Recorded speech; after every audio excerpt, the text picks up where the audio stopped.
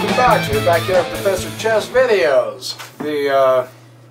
The moron in several of these previous videos discussing the Pirc Defense, you can rest assured, even though he looks like me, now the real one here knows how to pronounce the word Pierce. I've been being such an amateur and miscalling it Pirc. It's Pierce or Pirc.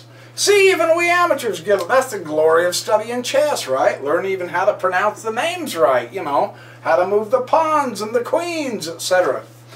Listen, the Pirc Defense, I've showed several games where white trounces black. I have two really incredible games by some of the world's greatest chess players where the Pirc Defense of black just destroys white.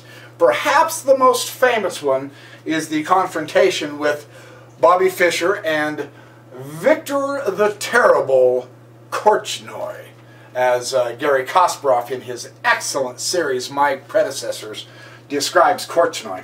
This is the Pirc Defense that destroyed Bobby Fischer. Now, I don't know if the defense did, but I'll tell you what, the player using the black pieces, Victor Korchnoi, he was no slouch. He missed the chess crown by a hair, just barely. He was one of the top three greatest players of his day. And you see Bobby Fischer, of course, as white, immediately occupying the center. Korchnoi is going to try the Pirc on him. Korchnoi says that he had been practicing this.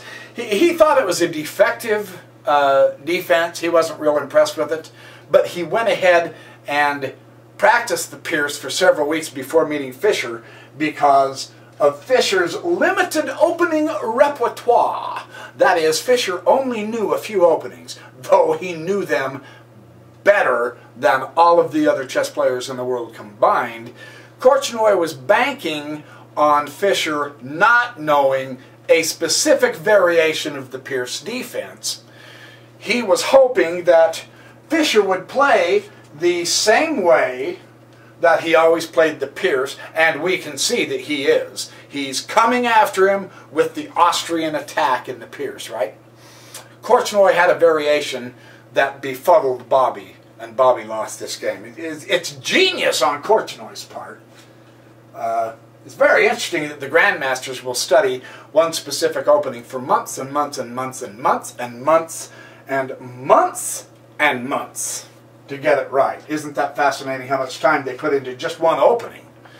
And Yasser Seirawan, in his fabulous new book, Dueling Masters, describes Korchnoi losing to Seirawan, and then Seirawan afterward explaining the game as he played through the moves where Victor lost, and Korchnoi was so impressed with Seirawan that he invited him to be his training partner in his match for the World Championship to play Karpov.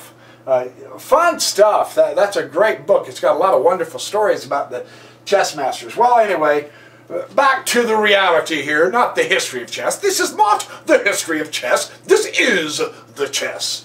Korchnoi wisely castles early.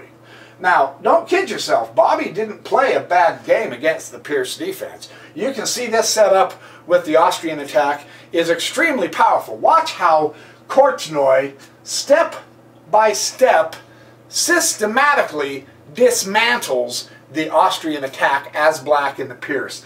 This is so beautiful. It begins, as I've noted in some of the other videos, with this c5 thrust. Now, there's one of two options to attack the center in the Austrian attack of the Pirc. Come up with the c5, hit it on this side, or you can come up with the e5 and hit it direct.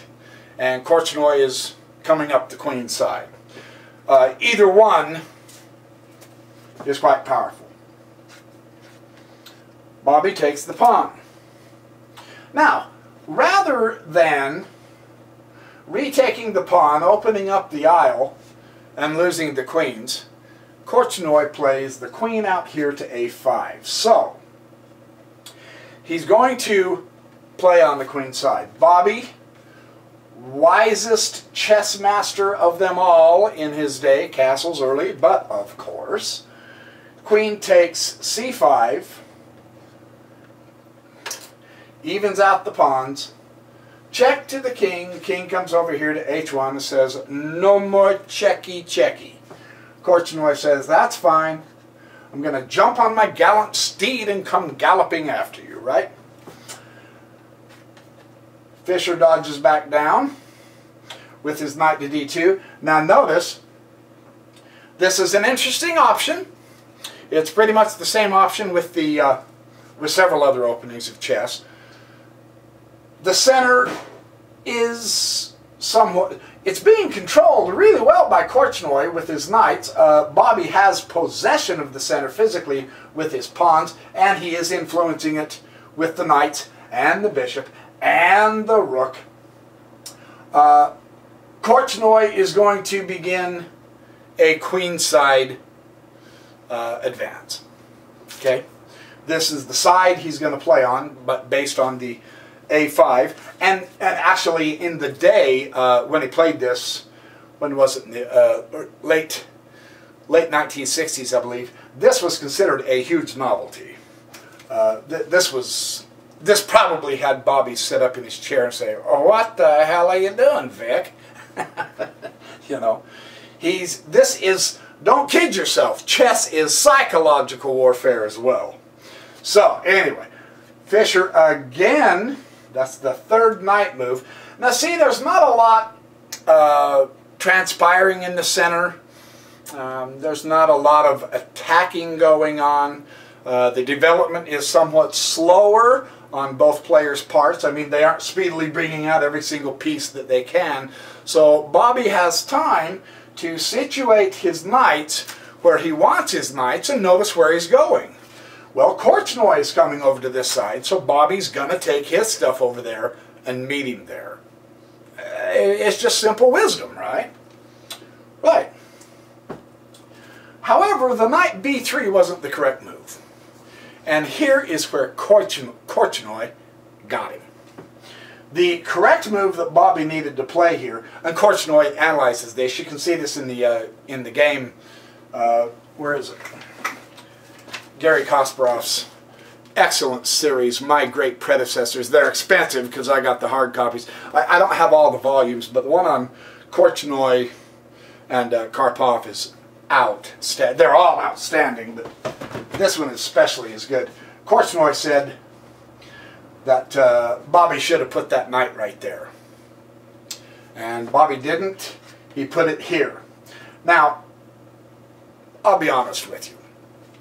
As an amateur, as a rookie, as a mere wannabe, a fantasy-fulfilled world greatest grandmaster, I just don't get why that's a mistake. There's no way I see that as an error. Korchnoi is so vastly superior to all the rest of us that he sees that one small error and he capitalizes on it. So, you know, this can encourage us or discourage us, whichever way you want. It can discourage you by saying, that's an error. How in the heck of Judah can I possibly learn how to spot that as an error? On the other hand, it's really cool because you can say, hey, I'm seeing grandmasters play good chess. Anyway, boy, that's enough blabbing. Queen comes down here to b6. And now Bobby, wisely, Korchnoi said, push the a4 pawn. He doesn't want, the best way to attack, of course, send your grunts in, send the little guys, the pawns, and back them up with pieces, right? Well, Bobby doesn't want to be overrun with pawns, so he puts a stop to this right now, right? And Korchnoi says, yeah, that's right. Look at the outpost for his knight here hitting the queen side. Very nice. Now Bobby comes up to here, and there's a question mark. Korchnoi said, aha! I got him on another small error. Can you spot the error? Neither can I, but it's there. Some help I am, huh? Hey, I'm showing you the game, all right? I'm not giving you grandmaster analysis. No, I think what's happening is he's extending himself too far and leaving his king too open against a dangerous Korchnoi that's gutsy or else foolish. Well, Korchnoi punishes him. Bishop comes down there and zaps g4. Pow! You're dead, buckwheat. Then Fischer's bishop says, nothing doing, cowboy. Boom! You're dead, Tex.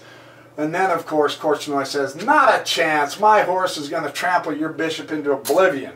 You're out of here. And then, of course, Fischer says, ha! But my queen takes your horse to the graveyard. Hasta la vista, baby. Scram, chump. So there was an exchange. And now Fischer has his queen.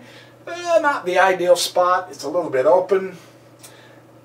Something really interesting after this exchange that I noticed while I played through this game a few times before making this video. And it really is interesting, and it magnifies itself as the game goes along. And Korchnoi mentions this, so I'll just show you real briefly. What do you see odd about Bobby Fischer's position? There's something very interesting here. And quite frankly, what made him so great is that he really didn't ever do this very often, if at all, in any of his games. But here he's doing it. There is nothing supporting that queen. Now that's different for Bobby Fischer. There is nothing supporting that rook. They're not on the same file. They're not on the same diagonal. He's kind of getting scattered, in other words.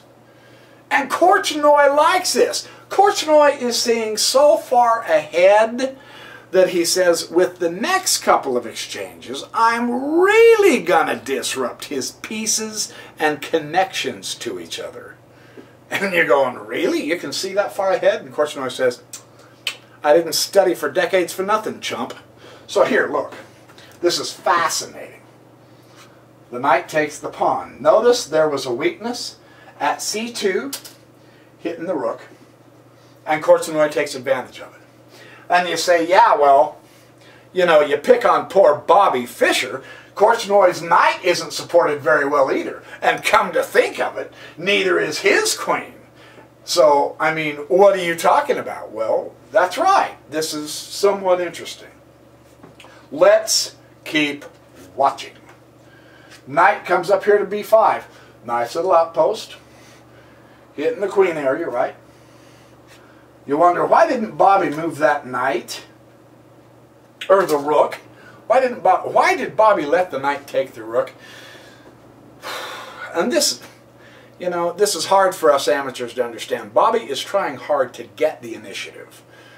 He is trying to put his way into this game. He's trying hard not to react to everything Korchnoi does. He's not trying to play reaction chess. He's trying to take charge, right? So, and one way you do that is ignore your opponent's threats. Now, you can't do that all the time, but Fischer was a master at keeping the initiative, so he is desperately trying to get the initiative back. He wants to call the shots. He doesn't want Korchnoi to.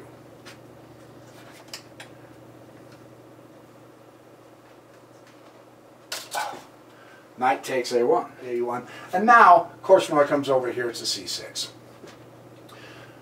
He's hitting the pawn on that huge long diagonal here. That's nice, and now his queen's supported. Now here is where Korchnoi said in his comments, he said, White's pieces are badly placed. Now watch how Korchnoi proves this in just a move or two. This is very interesting how he does this. Now Fischer, he is striving for the initiative. That means he wants to dictate the pace of the game. He wants to dictate where the moves are going to occur, etc. The initiative. You do your game, right?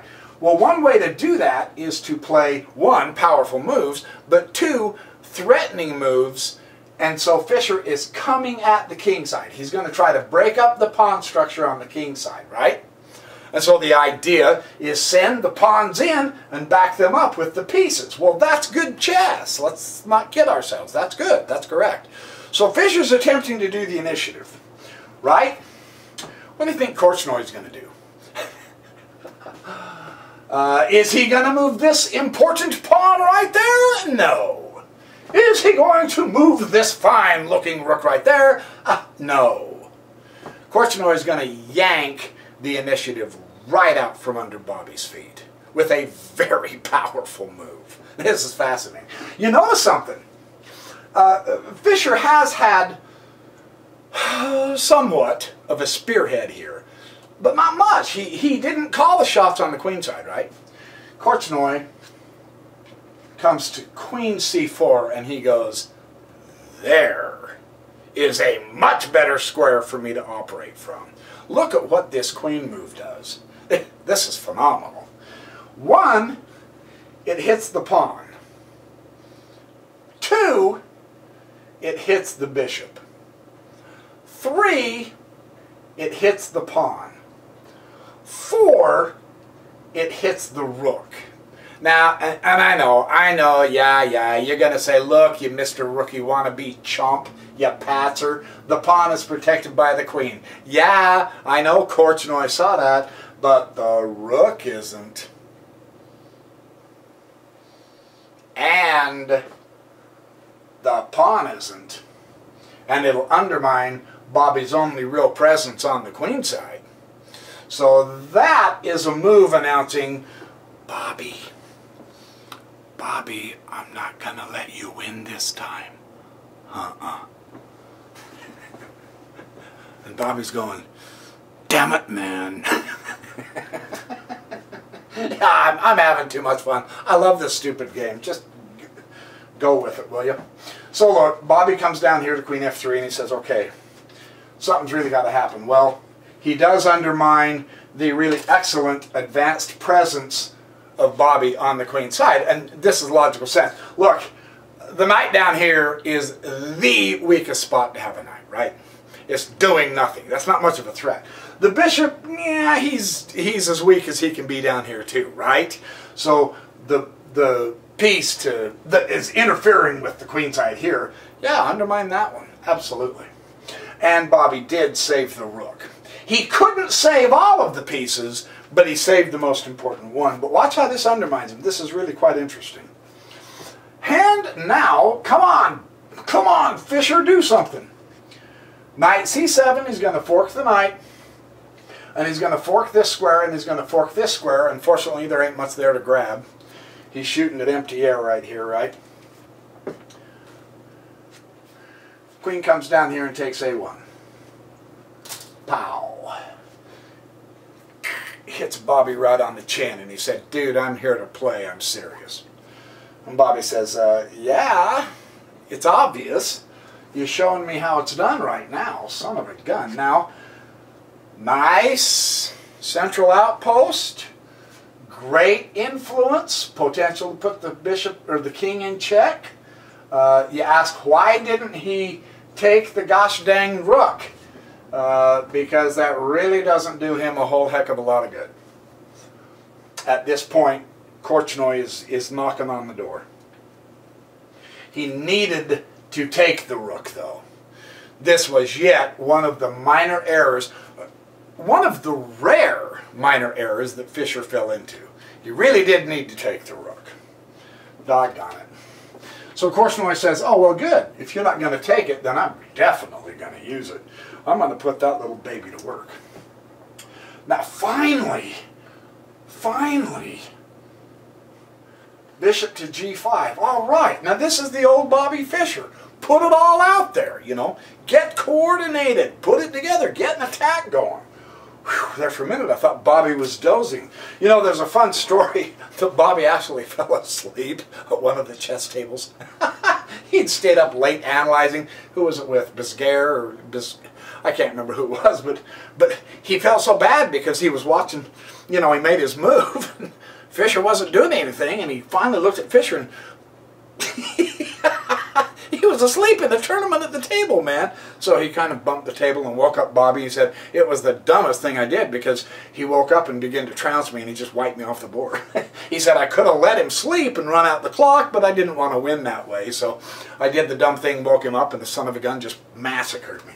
Anyway, no, Bobby's not asleep here either. He's getting going. Okay, excellent. Well, Korchnoi cleans out his clock on the queen side, man. Now we're seeing the Bobby Fischer play. Notice the coordination. Now the pieces, takes a pawn, are beginning to attack, slice and dice. Everything's covered. Things are looking good. Now that's the Bobby Fischer setup we like to see, man. Right? Yes.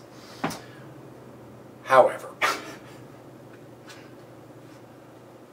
Korchnoi came to play chess, and he's serious. This is simply an outstanding move.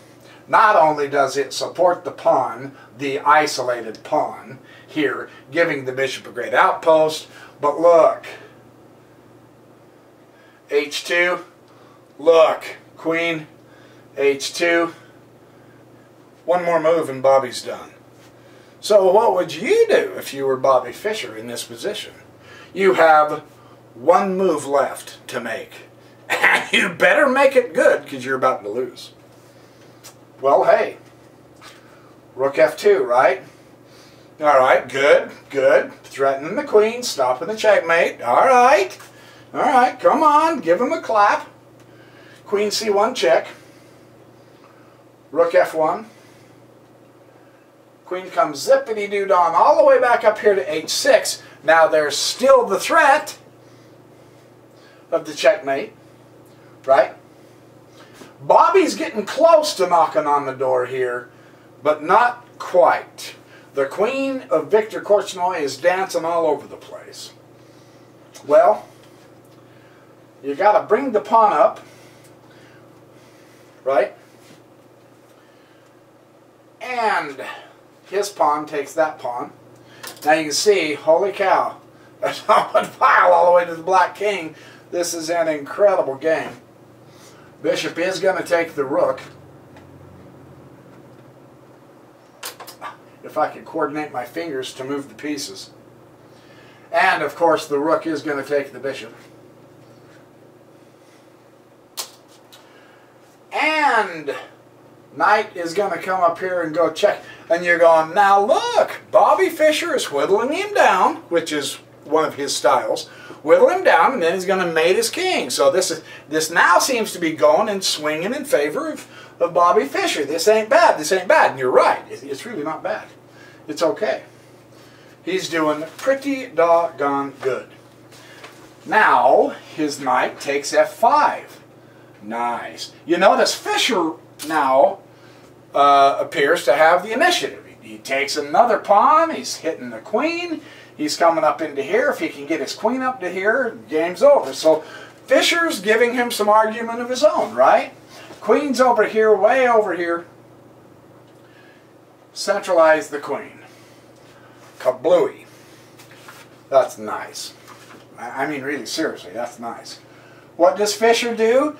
The thing that absolutely no grandmaster in their right mind would ever think of doing, and I have never said this ever in any of my chess videos. This Fischer dude grabs an open file with a rook. Utterly amateur, right? Disgusting. Uh-oh. A4. Fast pawn. What does Fischer continue doing as a grandmaster? He uses the partial open file, which is utterly silly, right? I'm being sarcastic, I promise. That's what open files are for. You know that. Now, Queen b3. That is a power stroke.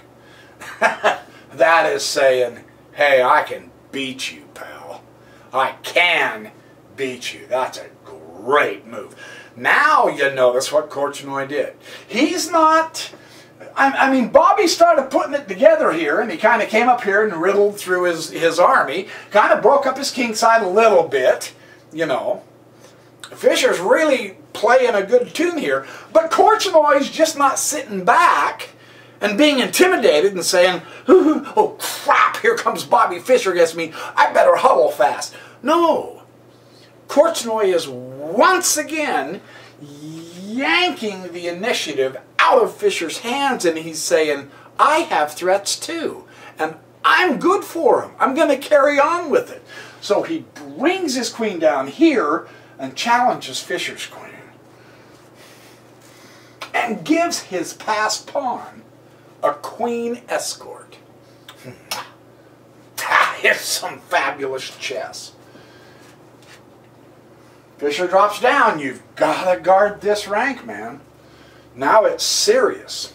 He's reduced to defense. The great Bobby Fischer is reduced to defense by the great Viktor Korchnoi, and Korchnoi just tightens the screws. He says, I'm going in for another queen, man. And that's where Bobby Fischer resigned. The great Bobby Fischer lost to a worthy opponent, Viktor Korchnoi. This game showed, most of all to me anyway, I mean, a lot of important things, but you notice White really never did get dominantly established in the center and able to push it all the way and actually directly attack his king. That didn't happen. Viktor stopped that. One thing that helped was he got to e5 first. The other thing Korchnoi was able to do so very well is, and you know, you and I couldn't have done this. We can't do this against grandmasters. They're too overwhelmingly strong. Is Korchnoi didn't just let Fischer keep the initiative all the time. Korchnoi came up with excellent knight moves down here. And he got on the queen side, and he brought it to Fischer. He didn't just timidly wait for Fischer to do his thing. No, Korchnoi did his thing too. And there's the result. Korchnoi beat him. So I think this is significant chess if you want to study the Pirc defense and see how, as black, you can play and win. So there's your chess video. Now, the next video I want to do is yet another Pirc defense that black wins. And again, it is a completely world-class chess player that gets thumped by the Pirc defense, and that is Anatoly Karpov. And he gets beat by a man named Gipsilis. So I'm really anxious to show you that one. So thanks for watching my chess videos. It's always fun to entertain you guys, to show you some great chess, to show you guys, hey look, yeah, we're all amateurs. No, we don't know very much. In fact, what's the point of studying the Grandmaster games? They're so far beyond us we can't understand them. Hold it. I don't buy that. I don't believe that for a minute, man. Even, look, even as beginners and amateurs, we can gain a lot from studying the Grandmaster games. And that's the fun of making these videos for you guys, because we're all in this together, learning. It's a great big brotherhood of chess, you know. We're having a ball, getting to know each other, learning chess together, seeing strengths and weaknesses. I mean, hot dang, what more do you want in life, right? So anyway, keep chessercising, and live a happy life, and be good to your wife or your girlfriend, and quit kicking the dog, and I will see you in the next video.